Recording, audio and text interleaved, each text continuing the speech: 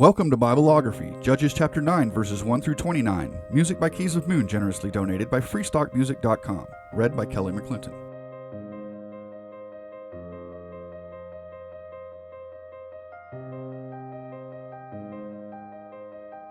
Abimelek, son of Jerub-Baal, went to his mother's brothers in Shechem and said to them and to all his mother's clan, "Ask all the citizens of Shechem, which is better for you, to have all 70 of Jerub-Baal's sons rule over you, or just one man? Remember, I am your flesh and blood." When the brothers repeated all this to the citizens of Shechem, they were inclined to follow Abimelek, for they said, "He is related to us." They gave him 70 shekels of silver from the temple of Baal-Berith, and Abimelek used it to hire reckless scoundrels, who became his followers. He went to his father's home in Ophrah, and on one stone murdered his 70 brothers, the sons of Jerub-Baal. But Jotham, the youngest son of Jerub-Baal, escaped by hiding. Then all the citizens of Shechem and Beth Millo gathered around the great tree at the pillar of Shechem to crown Abimelek king. When Jotham was told about this, he climbed up on top of Mount Gerizim and shouted to them, "Listen to me, citizens of Shechem, so that God may listen to you. One day the trees went out to anoint a king for themselves. They said to the olive tree, 'Be our king.' But the olive tree answered, 'Should I give up my oil, by which both gods and humans are honored, to hold sway over the trees?' Next, the tree said to the fig tree, 'Come and be our king.' But the fig tree replied, 'Should I give up my fruit, so good and sweet, to hold sway over the trees?' Then the tree said to the vine, 'Come and be our king.' But the vine answered, 'Should I give up my wine, which cheers both gods and humans, to hold sway over the trees?'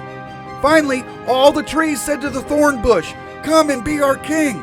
The thorn bush said to the trees, 'If you really want to anoint me king over you, come and take refuge in my shade. But if not, then let fire come out of the thorn bush and consume the cedars of Lebanon.' Have you acted honorably and in good faith by making Abimelek king? Have you been fair to Jerub-Baal and his family? Have you treated him as he deserves? Remember that my father fought for you and risked his life to rescue you from the hand of Midian. But today you have revolted against my father's family. You have murdered his 70 sons on a single stone and have made Abimelek, the son of his female slave, king over the citizens of Shechem because he is related to you.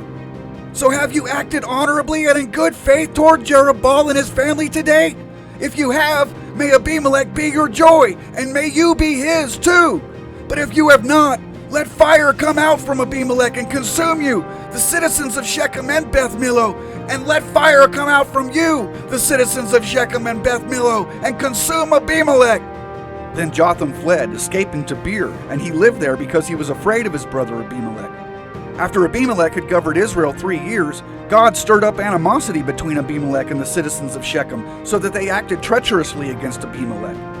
God did this in order that the crime against Jerub-Baal's 70 sons, the shedding of their blood, might be avenged on their brother Abimelek and on the citizens of Shechem, who had helped him murder his brothers.